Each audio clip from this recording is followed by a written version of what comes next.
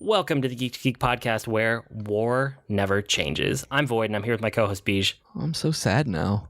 I didn't mean to bring you down. It's just Fallout. Today we're talking about Fallout 76 and multiplayer in general, and kind of where we're at with multiplayer this particular year in this particular season with all the games coming out. That's kind of a good way to summarize, right? Yeah, that's one way to say it. Okay. Those are words. I wanted to talk about the Fallout 76 beta because I played a bunch of it, a bunch being probably like 10 hours, maybe, somewhere in there. Oh, wow, you got more of it than I thought you did. Yeah, no, I got a really good sample of it, which is why I wanted to talk about it before it comes out, basically. Okay. And, you know, my first experience with it was to log in, make a character, spend like an hour making that character, get disconnected from the server, and then lose all the character data. So about par for Bethesda games, you know? Yeah, not a great sense. start. But after that, it was fine. Like, I didn't have any other game-breaking bugs or any other crashes or anything like that. Like, the game feels like it's done. I mean, I know they wanted to beta test it, but it feels like it could go live tomorrow. Because the whole rest of the time that I played, after that very first experience, like the first 5 minutes, or, well, first hour and then 5 minutes of gameplay, the rest of it has been really, really good. So it feels oddly lonely as a game.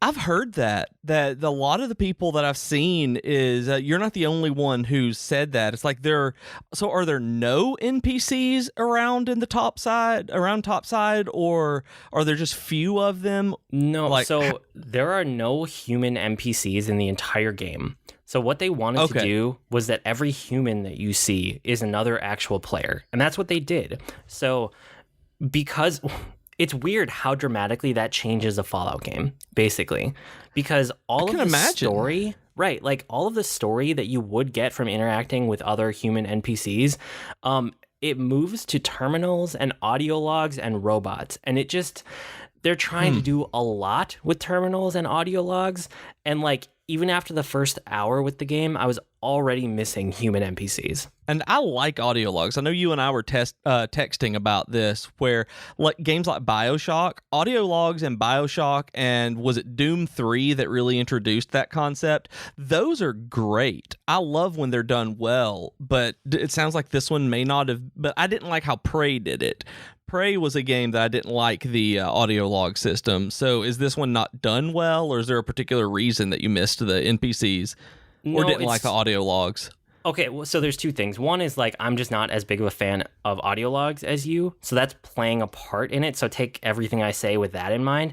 The other side of it is that it feels really weird that they're trying to do so much with audio logs and they want you to play with other players at the same time, because you are supposed to be interacting with your squad or team, or I actually don't remember what it's called, but your group, right? Okay. So I have an open mic talking with my brother, and we're talking about the game, and then an audio log starts playing, and I'm trying to have a conversation. Yeah, that would be hard. Yeah, so that's one of the reasons that I really am not liking it. Also, it's really weird that like they have so much of the storytelling in text in these, like, it's the same way that you would run into in a Fallout game, right? You come across a terminal, you hack the terminal, or the terminal is just open and there's like a bunch of storytelling stuff in there. But there's paragraphs and paragraphs and paragraphs of backstory or characters keeping logs, or, I mean, you've played Fallout games. You know what's in the terminals, right? Yeah. Okay, that's there in this game, but it's the exact same issue because I have an open mic party that I'm trying to play with a friend or my brother or whatever.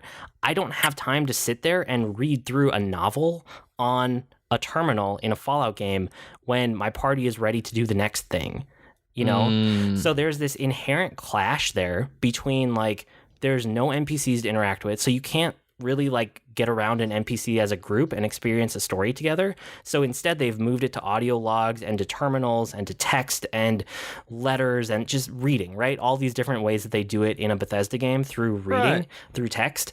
But you don't want to be reading text and be like, oh, no, be quiet to your group that you're playing with so that you can read a bunch of text or listen to an audio log. So there's this weird push-pull there that I don't think they've landed it in the right place. Yeah, I mean, I guess that's kind of my overall impression of the story right now. Also, it's strange going back to the loneliness because there's a lot of like dead NPCs in the game. There's a lot of like, I guess for lack of a better term, fresh corpses of people who have died recently. I mean, they have the typical Fallout of like, oh, there's an old skeleton and there's like, you know, zombie analogs and all that. But there are also people that are like, you know, they have a log and it's from today and they just died right before you got there. But that happens over and over and over again because they can't have live human NPCs in the game. And the main story has you following the Overseer, and it always feels like you're one step behind her and she's leaving these audio log behind. But you never interact with her because there's no human NPC. Like, I don't know why that was the decision, but it was, and I think that it was not a great decision for this game.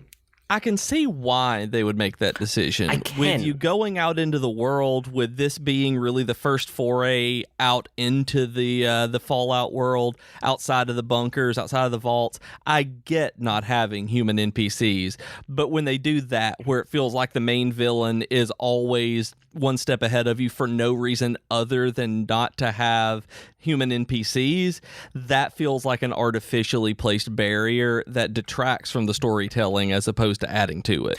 Yep. Nope. That's what we're running into. And then the other thing is like, think about how much WoW learned very quickly that they can't have super long like quest text, right? Yeah. You remember it used to be longer and now it's like a paragraph, if even. If they want to tell you really in-depth story, they take you to like a cutscene or they have you interacting with like an actual life, not live scene, but you know, like the NPCs are doing stuff in the world and you can watch and interact. Dynamic, yeah, kind of like in-engine type of thing that's happening. And Fallout has not learned any of those lessons because they've never made a multiplayer game like this before. So it's like the worst part of quest text, but multiplied by 10 or 50 or 100 because of how much text and audio logs there are in the game. I'm hesitant on that, like for the same reason you are, because I've run into that with Star Wars: The Old Republic, but because it's so story based, because there's voice acting and everything with it. Whenever you do any quest, except I've not run into it with people on the internet wanting to do things. I've run into it with my wife. Like she'll be talking to me, all of a sudden I'll do something and it goes into a cutscene, and I'm like, hold on, or I'm going to completely miss everything here. Or she comes in and says something. I'm like, I can't pause this. I've been listening to this for 5 minutes and it's this big long cutscene. And that kind of thing is annoying in an online game, that whenever you're dealing with people, and it's just like, with these people, are they in the same area as you, or is the party that you're in, like when you said you were playing with your brother, are your characters side by side, or do you like, are you guys on basically on the radio with each other in different parts of the game? Well, I don't actually know because we immediately turned off the in-game chat and moved over to Discord because we don't want to deal with that. Okay. I think the default is that you're always broadcasting to everyone in your party, but you're also broadcasting to the immediate area because we heard a lot of other people talking and we just didn't want to participate in that, basically. Can you see them as well?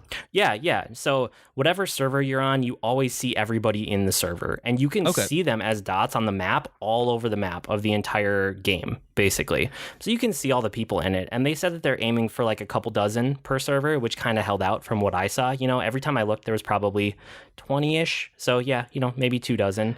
I thought when they first announced it, they said that you would go days without seeing another person in there. Did they move away from that idea?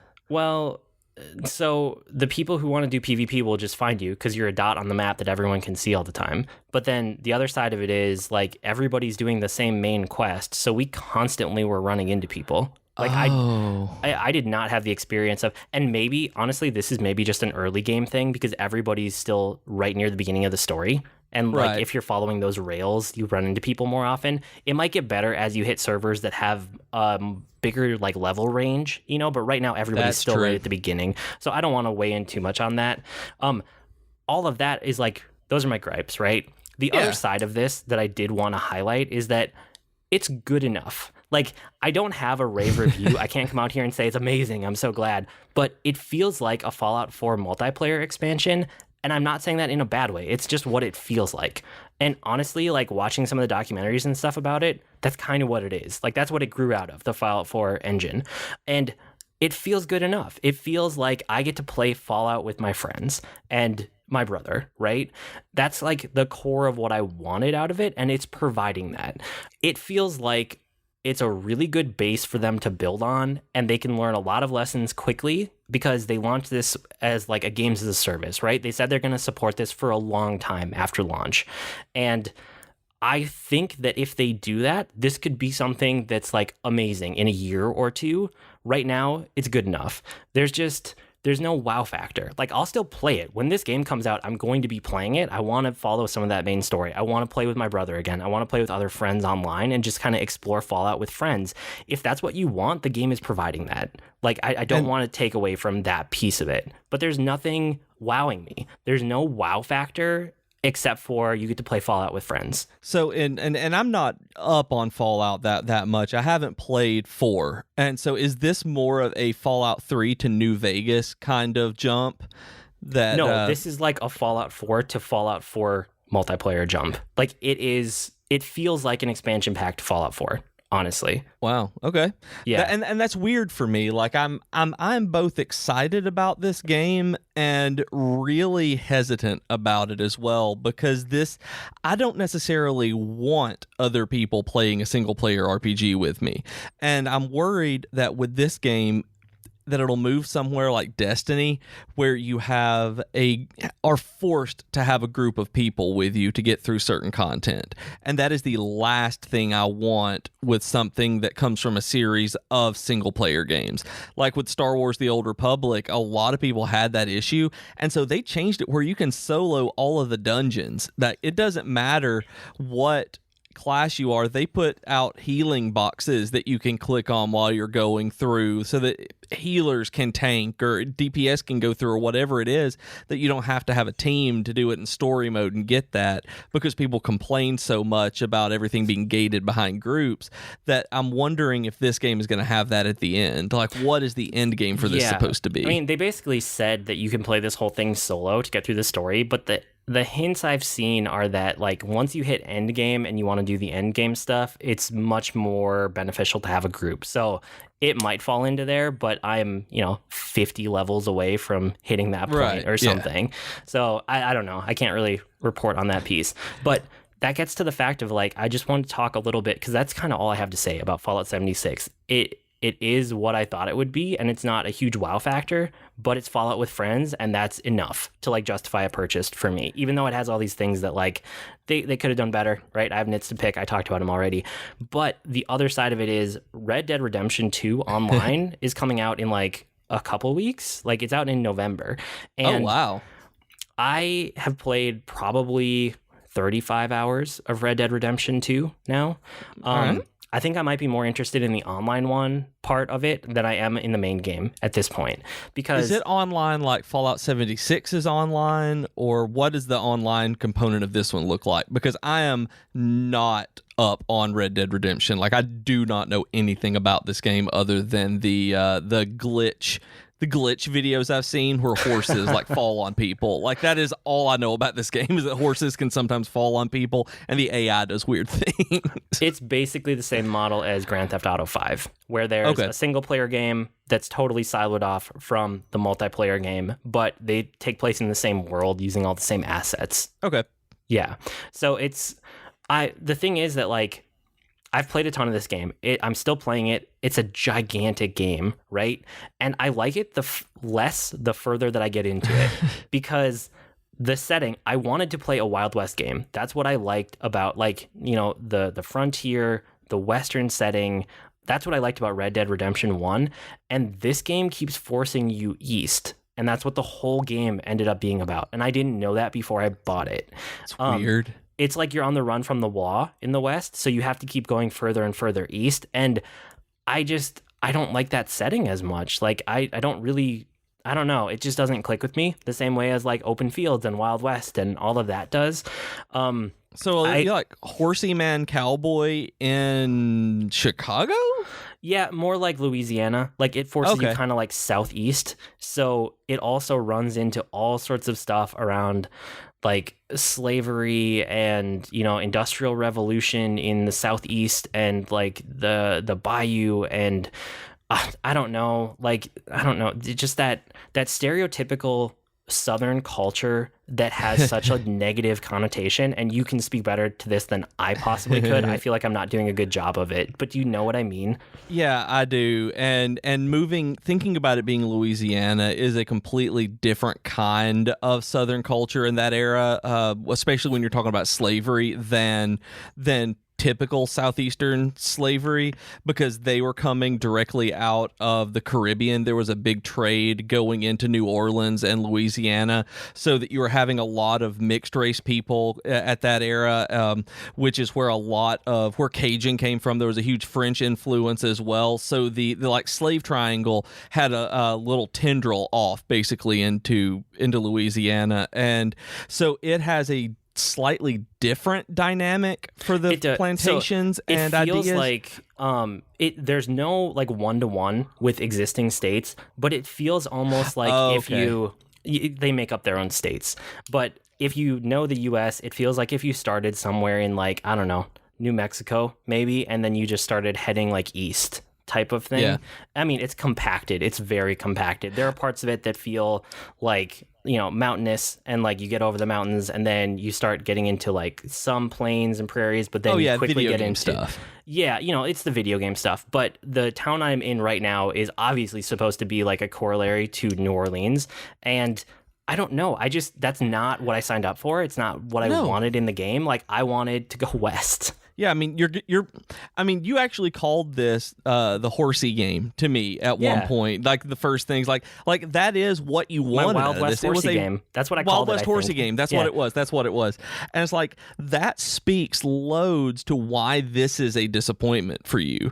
Like, it's not even that you just wanted to see where the story goes, or you're interested in the mechanics or the systems like you normally are. You wanted Wild West Horsey Game. You get Cowboy in Louisiana. You get Justified. And I know that's it. I know that starts in Miami, but just that idea of it being a different kind of idea, story that you're getting, that's odd. Well, like, I didn't know that. So the other thing too is I don't know if this game is fun. Like, I've played 30 Why do you to keep 35 playing games hours. like this? Because it's interesting. It's very, very interesting, and it's impressive, and it's epic in scope, and it's an achievement in virtual environments. There is nothing else that exists that is like this game. Like, it is so fascinating what they did and how much effort they put into the game. It doesn't mean I like the game. Like, I don't think I'm having that much fun with it, but I see all the effort they put in, and I see all the production values, and I'm just constantly wowed, right? There's that wow factor in this game that Fallout 76 has none of. Like, it's amazing what they accomplished with this game, but the moment to moment isn't that fun. And like, I think they've built enough systems here that the systems might be fun if you took the story out and the impotence to keep moving east, which is why I just talked about all this to say that I'm much more excited for the multiplayer than anything else, because I kind of want to just see the systems interact and see what happens without the story layered on top of it. Which would be interesting, because like you said, this was kind of, was it last week that you said it was kind of like a sim?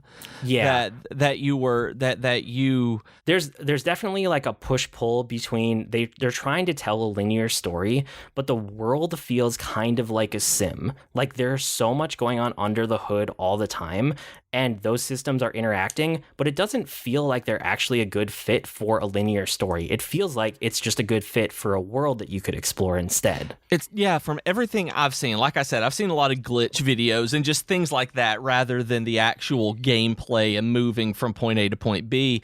But the stuff that I've seen, it looks almost like a sandbox. It looks like a survival game is what it really looks like to me, just from an outside perspective, like because of how they put the world together. It's a physics engine where everything with the AI and just all of it, that you could live there. You could wander around and just do stuff. Yes, which is why I think it might be a better fit for multiplayer than it is a single player. Like, if you take that single player campaign that's overlaid over the whole game out of it, it might just be a better game. So I'm really excited to try the multiplayer.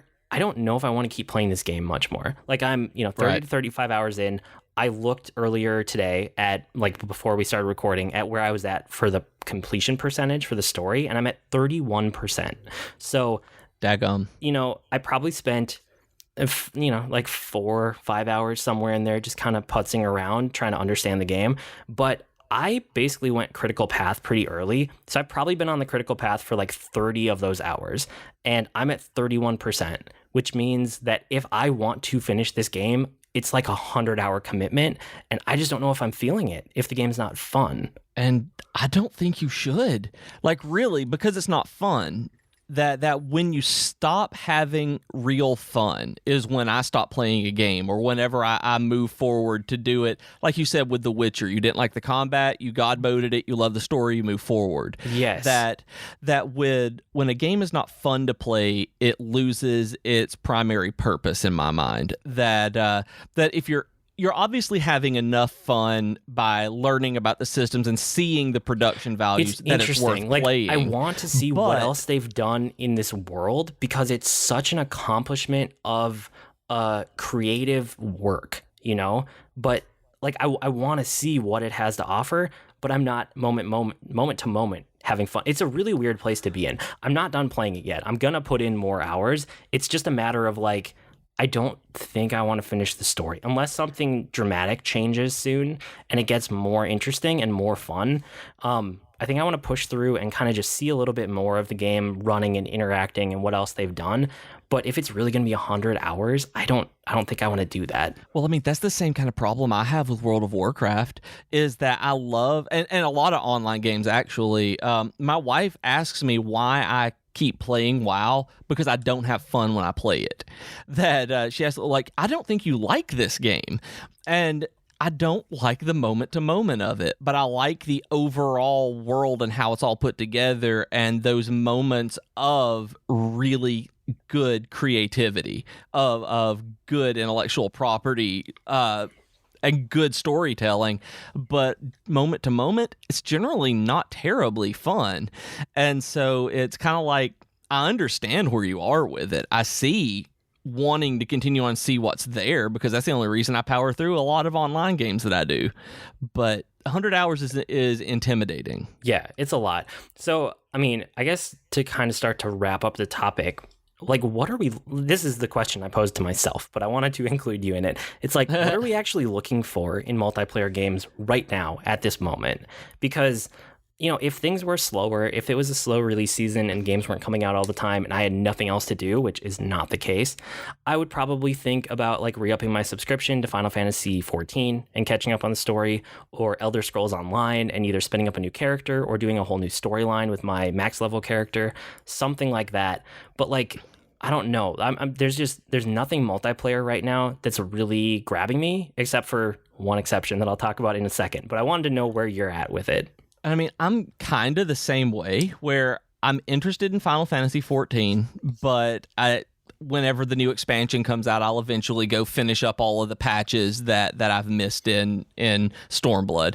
But right now, the stuff that's interesting me is stuff with progression. Like, I'm still playing Marvel Strike Force. That's something that I'm actually enjoying right now, because like I said before, I like collecting the different heroes. I'm progressing because I can log in, and there are different systems like a blitz and an arena and stuff like that, where you move through these different tiers to be able to get rewards to continue moving on, like that grind. But it doesn't feel like a grind because you run out of energy and you can't play anymore because it's a gacha game. But you get enough of it that I can still play during the day. And so these asynchronous online games like this are perfect because they let me be casual but still feel as though I'm able to participate and progress. Like, there are raids that you can open up with your alliance on Marvel Strike Force, and you get 5 tries at a time to be able to go through and move through this different gauntlet of different, basically, puzzles of enemies and which team you have that can beat them. And that's what I like right now. Is it something I can partake in? I don't have to, but I still feel, even if I do the bare minimum, as though I'm progressing and going to get a reward for it. Yeah, I'm not in the exact same place, but I think we're in the same realm, which is interesting, because my one exception right now is Dragalia Lost.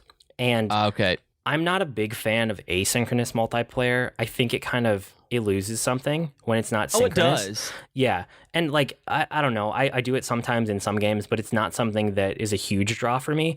And Dragalia Lost is almost like the perfect middle ground because I can jump in, I can do like the single player stuff as much as I want.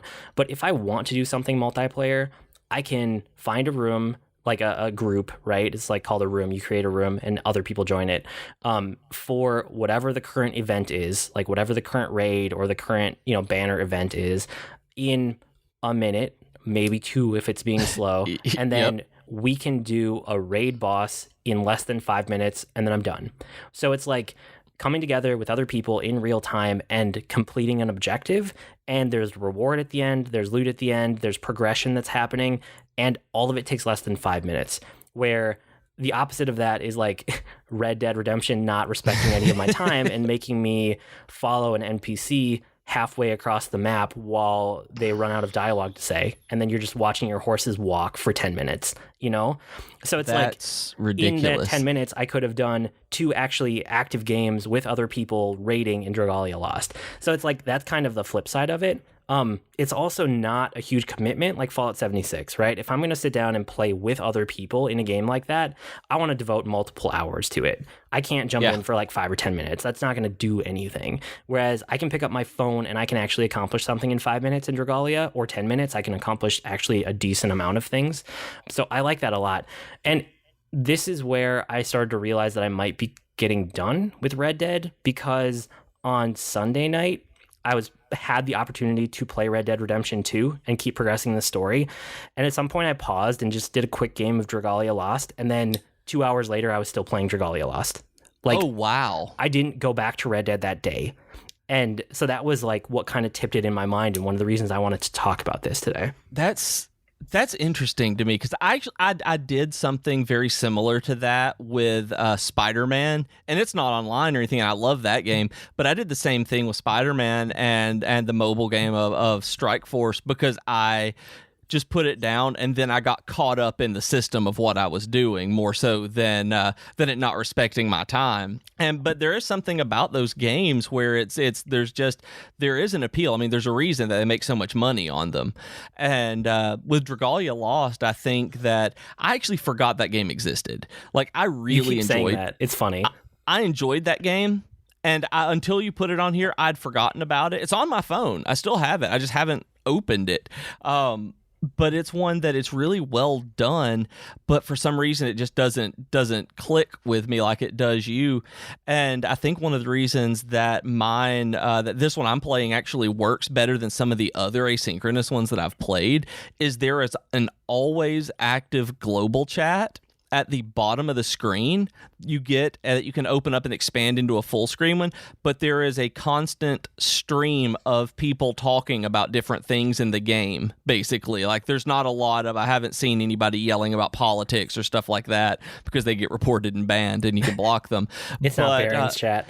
It's not Baron's chat. No, it is absolutely not, thank goodness. But it's something like that while I'm grinding for Captain America or playing through whatever, using my energy up. I'm like, I see people talking about what the best teams are or something like that, or what's coming up. And I'm just like, that's interesting. It feels like I'm playing with somebody more than, even though I'm actually not. Cool. Well, yeah, no, this is why I want to check in, because I thought that both of us were in a really interesting place with our multiplayer gaming right now.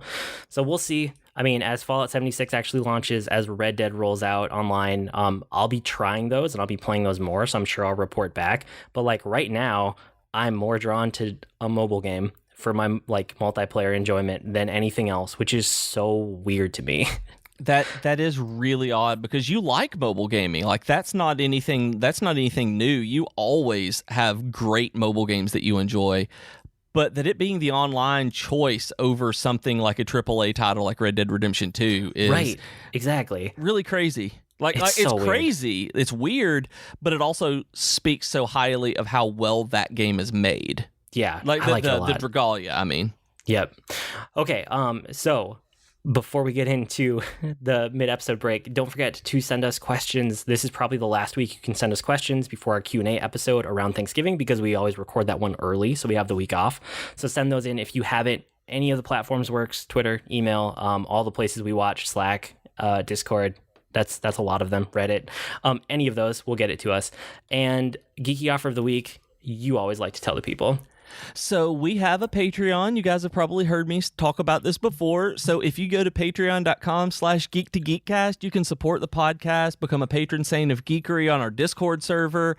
You can just do all sorts of stuff. You can tell me and Void what to do. Just all sorts of fun stuff. So go check it out, support the podcast, and we will love you forever if you go to patreon.com/geek2geekcast, and I will love you forever anyway, but you should still go there. Perfect. We're recording early this week, so I don't know what else is going on the network, but I always check out Geektitude and Tea Time with Katie and Chelsea. I listen to them every week. They're always good episodes, so check out those podcasts if you haven't, if you're not already subscribed. With that, let's talk about our weekly geekery, where we share what we've been geeking out about this week. What do you got this week? So we're double recording. So by the time everybody listens to this episode, this one will be done. But for me, it's coming up in the future. Okay. Do you remember the Nickelodeon show Double Dare? Of course I do. Okay, we're going to go see Double Dare live on Friday night. Wow. So by the time people listen to this, I will have seen a live show of Double Dare in Nashville, Tennessee, hosted by Mark Summers, the original host of Double Dare.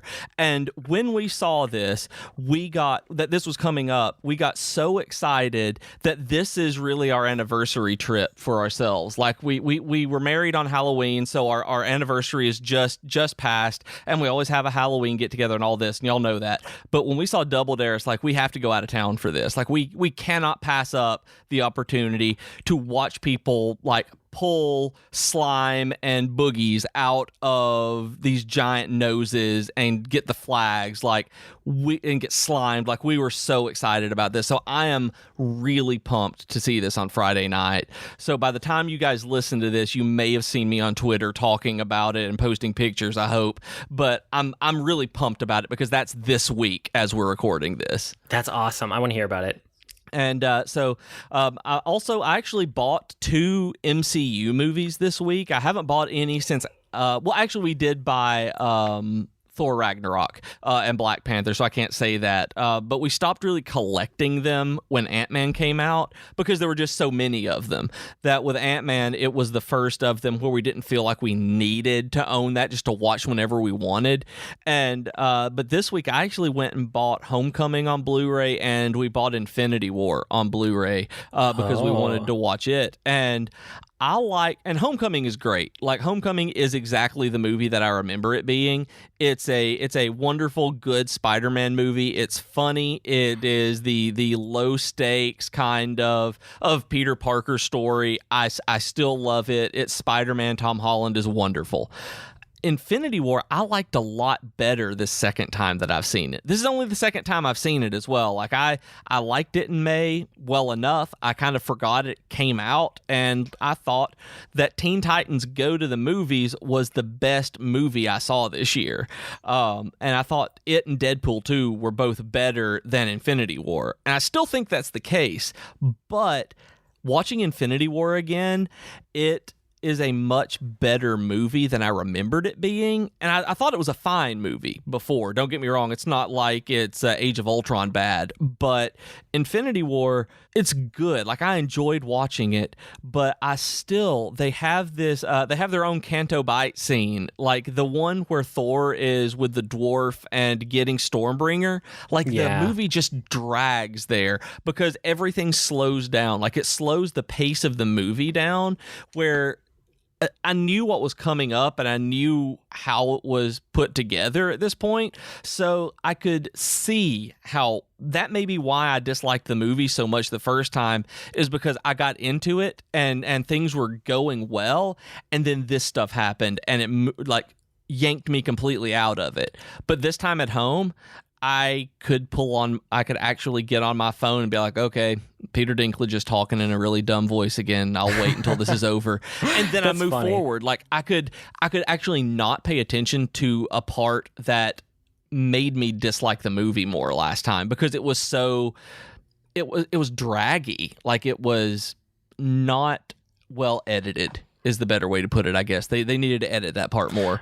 That's interesting because I had the opposite reaction. Like, I liked it more the first time, and the second time it just felt like more of a half story to me. Like, once I knew the whole shape of it, you know, the first time watching it was like, oh, what's going to happen? I'm excited about the events. Like, I want to see what happens next.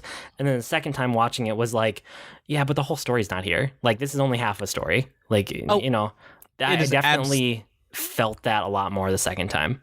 It is absolutely half a story. Like, you and I will fight people for that when they say it. Like, it had a complete narrative arc. Don't get me wrong. Like, it does.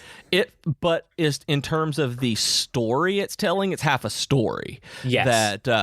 That there is a difference in the story that's being told and a narrative arc moving through all of the requisite pieces. And this one moves through all the pieces. This one does it honestly, in spite of itself, because of how many characters it has to juggle, that it really does move through the arc, especially for Thanos. Like, you get a complete character arc for him, which I'm really impressed about the second time that I saw it, that I see more of what people were talking about in terms of his personal story, his personal arc through this.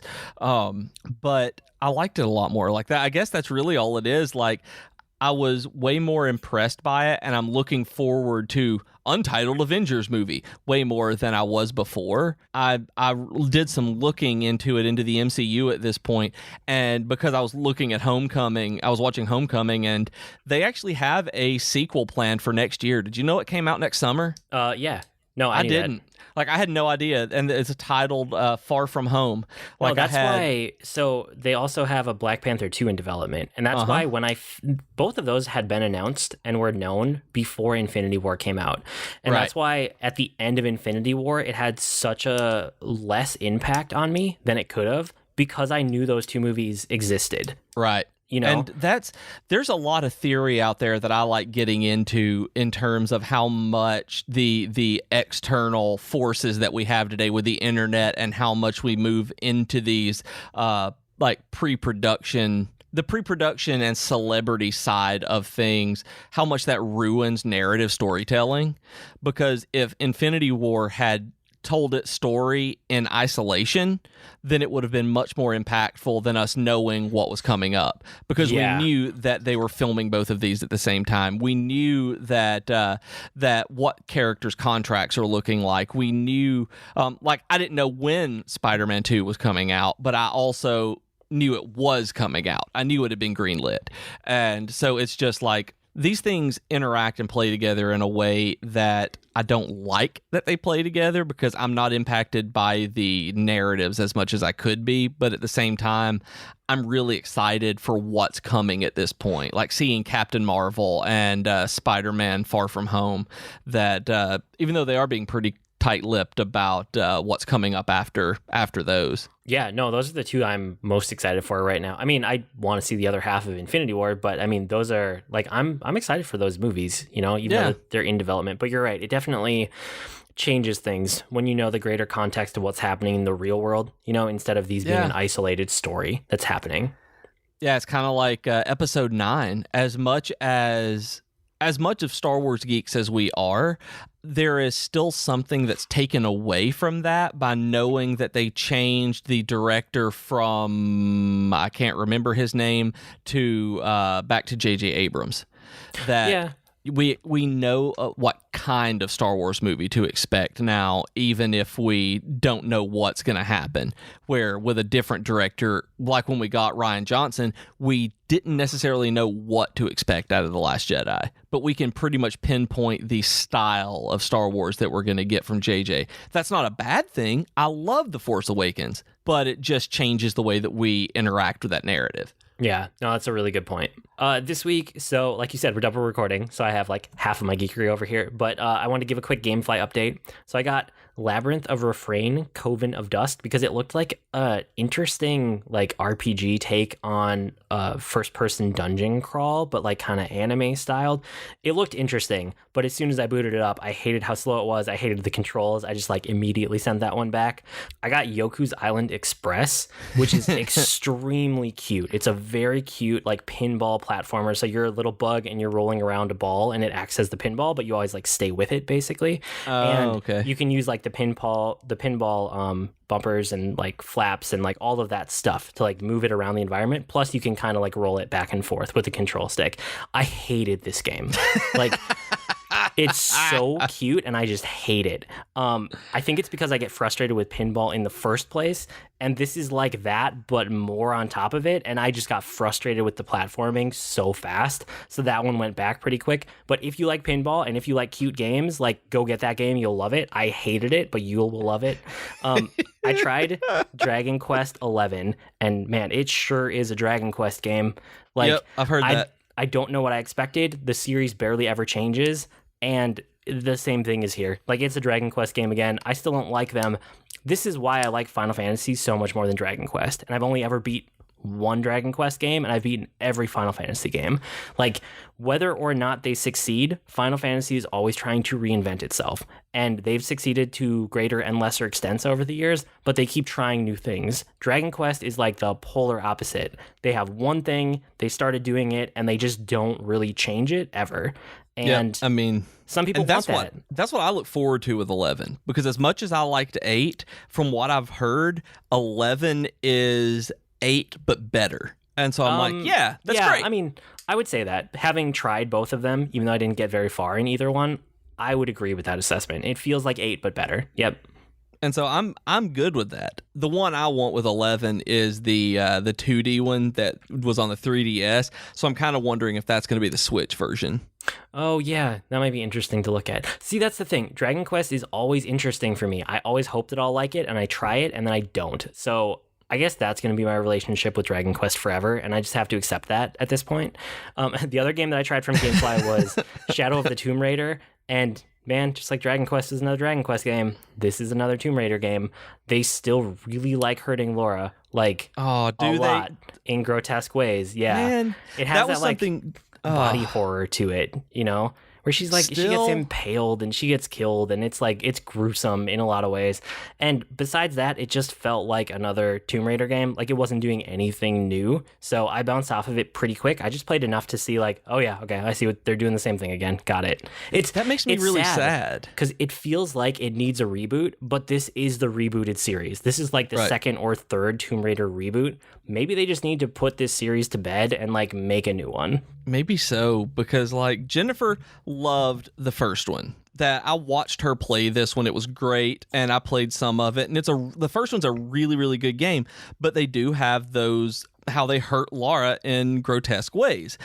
This one, we were actually talking about it not long ago when this one released, that or when it was coming out, something that she was like, I may try this one. I wonder if they've learned not to, destroy her and make it where it's just gruesome, and that I don't want to watch that over and over again. And you said that, like, that being one of your main points on this one. It's like, well, that's just wonderful, because that's not I don't understand who likes that.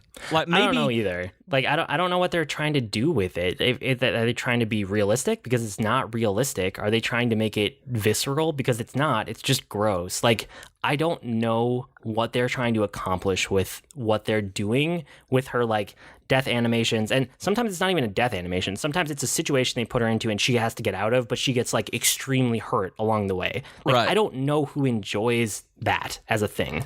Because, I mean, I love movies like Saw. I loved Hostel. I love these incredibly violent, like, body mutilation horror movies that I don't know what it is, but I like them. But you put it in a video game like this, where the narrative, it serves no narrative purpose. It's gratuitous. Gratuitous and brutal, and they've never justified its inclusion other than shock value. Yeah, no, that's a really good way to put it. So it's another Tomb Raider game. If you like the rebooted series, you'll probably like this one. If you haven't liked the rebooted series, then you probably won't like this one. It's kind of more of the same, which is sad that there's not a whole lot else to say about it, but it's more of the same. The other thing that I did this week was another book that I listened to, and it was more of like a novella length, but it was really, really good. So it's called Breathing Machine, a memoir of computers, and it's by Lee Alexander. And I like her writing in a bunch of other places. Like, I kind of follow her work. She's one of the people that I follow. it hit home with me really hard. It's about growing up alongside the internet. So she's got to be around the same age that you and I are, somewhere in that range. Because there's this generation of us that I've heard referred to a bunch of different ways. The one that I like the best that sums it up is the Oregon Trail generation. If you played Oregon Trail on those Mac computers in elementary school. With the green screens. That's exactly it. If you are one of those people like we are, you're part of this Oregon Trail generation. That's the best summary that I've ever heard of it. It is. That really hits it. Like, I think of Oregon Trail and I think of Legends of the Hidden Temple on Nickelodeon. Like, for some reason those are solidified in my mind because I was playing them and watching them around the same time. Yeah, but it's kids like us that we were born in the 80s, we grew up in the 90s, right? And we grew up alongside computers. Like, computers in their modern incarnation are nothing like they were 30 years ago. Oh, no. But the computers 30 years ago aren't like they were 10 years ago or 20. Like, there was this progression, right? And it's what I've heard compared to is that the generation, not our parents' generation, but the one before that, it's the way that they were with, or maybe even the one step back, but somewhere around that generation. So for us, it would be like grandparents, maybe a little bit into great grandparents. And it's the people who grew up alongside cars, like emerging as a modern car, right? Because cars haven't changed that much recently, but there was a time period there where like cars were rapidly iterating and people learned all about cars as cars were improving because there were so like much massive improvements year over year, model over model. And those people learned how to take care of their cars and do all their own maintenance and like know what's under the hood and really care about that. And I don't care. Right? I know there's still zero. People who are, I care zero about it. No, and there are still people who are gearheads, and that's fine if that's your hobby. Like I have nothing against that. Oh yeah, that's great. It's but just I would not say me. The majority of our current generation just cares that it gets you from A to B, and that's it, right? And this is what's happened with computers: is that you and I and people around our age have grown up alongside computers, and like.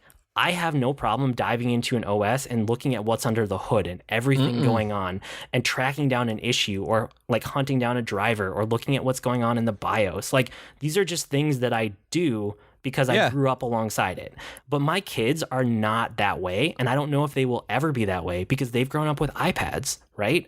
They've never had to. No, they never had to. But also the systems are so like, not dumb, that's not the right word, but they're so safe. Yeah, they're so safe and they're so user friendly that you can't even get into the OS of a modern like iOS device, right? And there's no reason to because they just work. Like why would you ever have to hunt that stuff down in the OS? Because it's just not something that happens. You hold on to a device and then you recycle it or you trade it in and you buy a new one. That's kind of how it works now. So all of that, sorry, that was a tangent, but it's because this memoir hit home with me. So again, it's called Breathing Machine, a memoir of computers, and it's pretty short. It's like a novella length, but it was really, really good, and it was super cheap too. I don't remember how much it was, but it was like a couple bucks because it's novella length.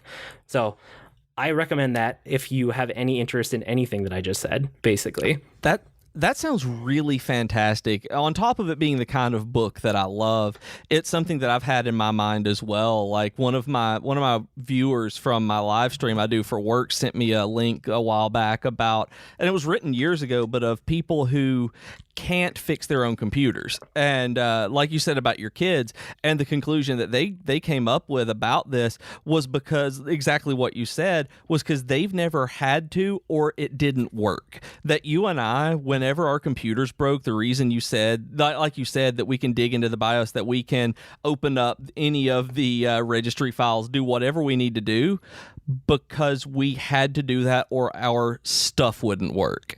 And right. That's not how it is now. That's not how it is, and that's not how it is for people just barely younger than us too. Like I have like my other best friend is 6 years younger than I am, and that's not how he is. He's never had to really do that. And see, that's only a couple years younger than me. So it's like there's this very narrow band of people that are like you and I, and it's fascinating. This Oregon Trail generation is something that fascinates me unlike most other things. Like this has really gotten stuck in the back of my head, and I don't think I'm ever going to like be able to let go of it, because it is me and it describes so many things about like my life and what I grew up alongside. And like you said, it's this narrow band of ages too. It's not a super wide band, because before, computers were like so different and so expensive and they couldn't do much. And then after, they were so safe and friendly and easy.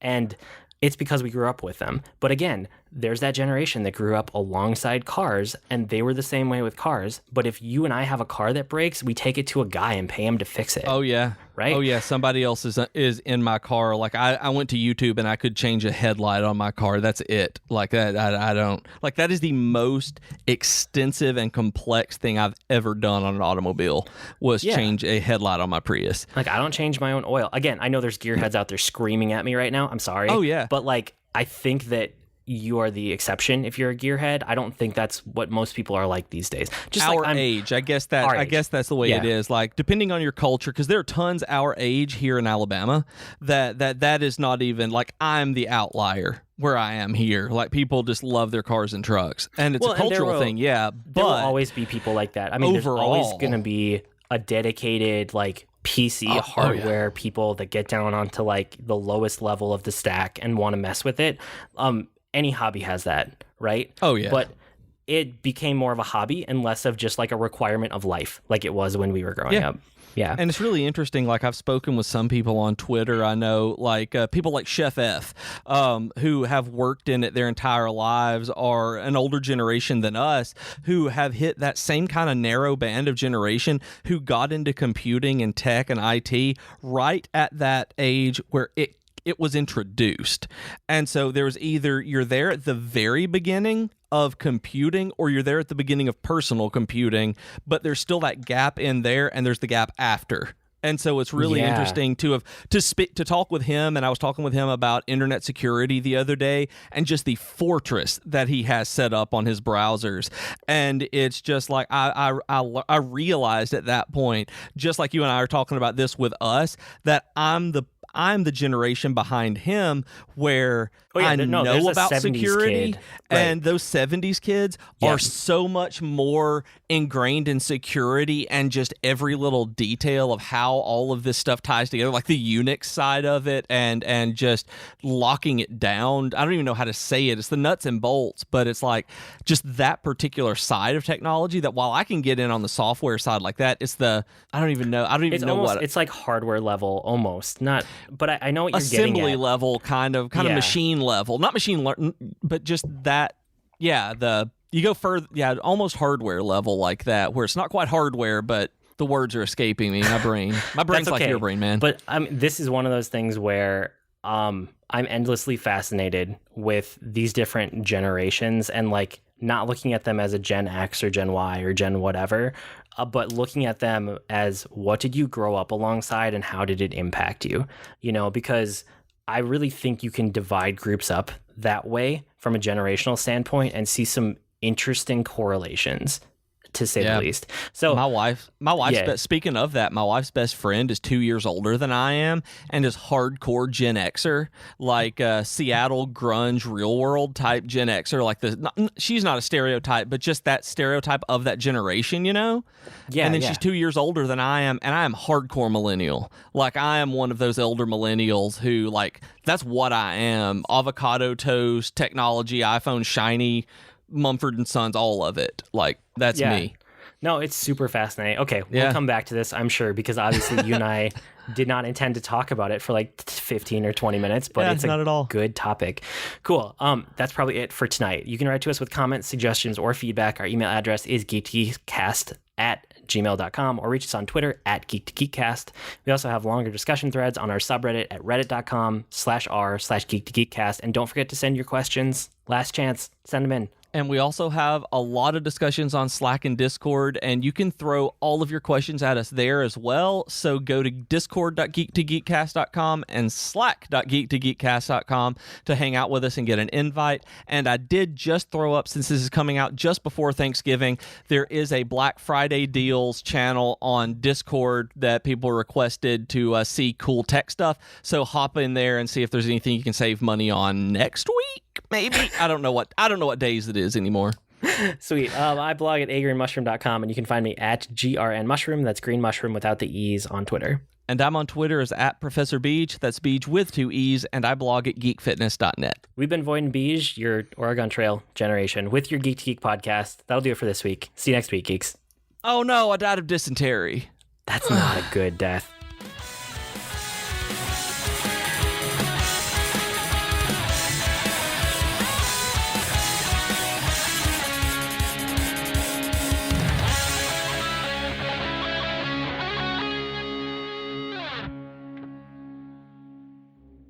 Hi everyone, I'm Katie. And I'm Chelsea, and we are the hosts of Tea Time with Katie and Chelsea. We are two best friends who love pop culture and talking about pretty much whatever we want. Katie! Yes? Stop thinking about Zac Efron and tell our future listeners what some of our latest episodes have been about. Well, we've talked about Zac Efron. No, get it together, Katie. Fine.